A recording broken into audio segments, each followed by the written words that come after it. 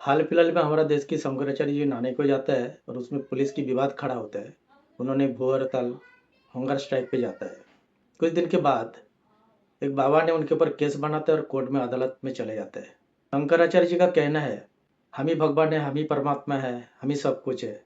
तो मेरे कहने का मतलब, अगर अभी सब कुछ है तो कोर्ट की दर्जा खटखटाने की जरूरत ही क्या है। कोर्ट तो संविधान पे बनता है। कोर्ट, पुलिस, कायदा कानून सब संविधान के दायरे पे ही है। एक सवाल पूछता हूँ, जितने भी शंकराचार्य असाधु है, महाराज लोग है, क्या उनके कहने से झाड़ का पत्ता भी हिल जाएगा? क्या उनके कहने से बारिश के सीजन में बारिश नहीं आएगा? क्या उनके कहने से गर्मी का समय ठंडी गिरेगा? क्या ऐसा है?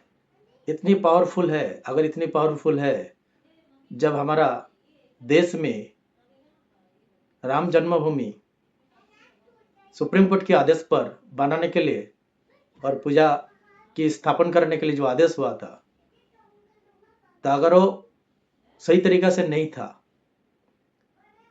तो उनके पास जो पावर था वो पावर को इस्तेमाल करके जो पूजा रुक जाए।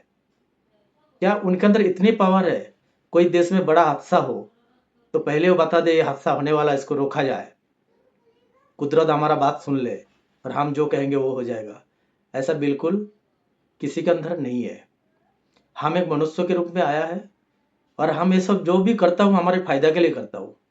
यहाँ पर अपने बेनिफिट के लिए हम करता हूँ। कोई भी शंकराचार्य हो, बाबा हो, साधु हो, किसी भी पॉलिटिकल की बात करना नहीं चाहिए। उनके पास जब भिखारी से लेके अमीर तक एक बराबर जैसा होना चाहिए, ना ही किसी की विवाद पे बात करना है। अगर ऐसा विवाद पे बात करना होता है, इसका मतलब है वो उनकी फायदा, उनके बेनिफिट के लिए होता है। ऐसा कोई बाबा है जो उनकी सारी चीज कहने से बहुत सारी चीज रोक सकता है, रोकना चाहिए, रुक जाना चाहिए? ऐसा नहीं है।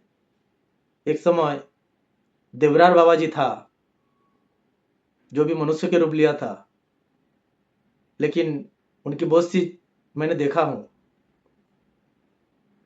श्रीमती इंदिरा गांधी जी को रुद्राक्ष की माला दिया था। उसके बाद राजीव गांधी जी को पैर से आशीर्वाद दिया था। लेकिन जब राजीव गांधी जी आना चाहता था, जो रास्ते पे एक झाड़ अटकने वाला था, वो झाड़ काटने के लिए आदेश हुआ था क्योंकि उनकी गाड़ी जाने वाला है। लेकिन देवरार बाबा को जब मालूम पड़ा, वो झाड़ रोक दिया। उनका कहना था हाँ, मैं झाड़ से रोज शाम को बात करता हूँ, अगर मेरे झाड़ को नहीं काटना है राजीव गांधी जी आना कैंसिल हो जाएगा। 10 मिनट के बाद वायरलेस आता है और उन्होंने मीटिंग छोड़ के दूसरी मीटिंग चले जाते हैं, वहां आना कैंसिल। उसको बोलते हैं पावरफुल। आज ऐसा कौन सी बाबा के अंदर है ये चीज कर सकते हैं? तो हमारा हेलीकॉप्टर का जो दुर्घटना, ट्रेन का जो दुर्घटना, बा कोई भूकंप हो रहा है, इसको हम रोक सकते हैं, तो हम उसको बाबा मानते हैं। 2 महीना 3 महीना पहले वैष्णो देवी जाने के लिए 10 आदमी, 15 आदमी, 20 आदमी ग्रुप बना के टिकट निकालता है और वहां दर्शन करने के लिए जाता है और वहां पर लाठीचार्ज खाता है, मार खाता है। वैष्णो देवी मंदिर, महाकाल मंदिर, क्या तिरुपति, कहीं भी आप जाते हो, आपको सही तरीका से दर्शन करने को मिलता नहीं है। लाठीचार्ज की मार खाना पड़ता है और भगाता है। मेरे कहने का मतलब, अगर भगवान की कोई बुलावा होता है तो 10 आदमी 20 आदमी साथ में जाने से उसको बुलावा नहीं कहते हैं। बुलावा मीन होता है, बुलावा का मीन्स अचानक आपको सपना आता है और आप मंदिर पहुंचते हो और लाखों आदमी के बीच में आप उनकी बराबर दर्शन की जगह पे खड़ा होते हो, लेकिन आपको भगा नहीं पाता है। उसको बुलावा मिलता है, करोड़ों लोगों के अंदर एक आध इंसान को मिल जाता है। अगर सभी को भगवान बुला ले, 140 करोड़ लोग को बुला ले, तो वो बुलावा नहीं बोलता है। यहाँ पर एक कमर्शियल बिजनेस चल रहा है, जो बिजनेस हो रहा है। लेकिन आप मानव के इसमें जन्म हुआ, हमारा मन में तसल्ली के लिए हम इस तरह का मंदिर जाता हो, लेकिन हमें ढंग से दर्शन भी नहीं मिलता है, उनको सही तरीके से मिलता नहीं है। ये सारे लोग जो ग्रुप बन के जाता है, ये अपने एंजॉय के लिए जाता है।